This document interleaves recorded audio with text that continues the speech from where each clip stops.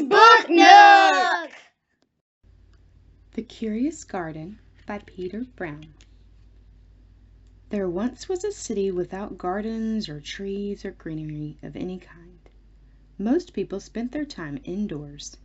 As you can imagine, it was a very dreary place. However, there was one boy who loved being outside.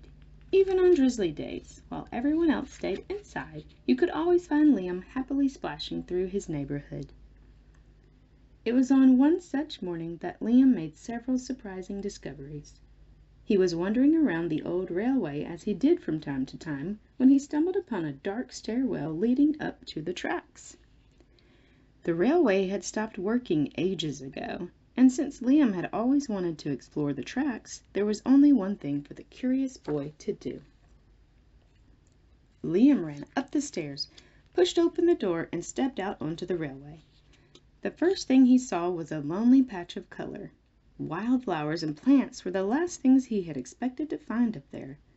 But when he took a closer look, it became clear that the plants were dying. They needed a gardener.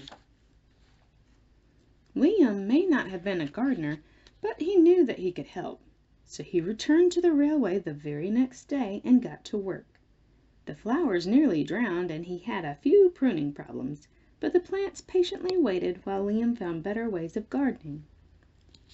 As the weeks rolled by, Liam began to feel like a real gardener, and the plants began to feel like a real garden. Most gardens stay in one place, but this was no ordinary garden. With miles of open railway ahead of it, the garden was growing restless. It wanted to explore. The tough little weeds and mosses were the first to move. They popped up farther and farther down the tracks and were closely followed by the more delicate plants. Over the next few months, Liam and the Curious Garden explored every corner of the railway.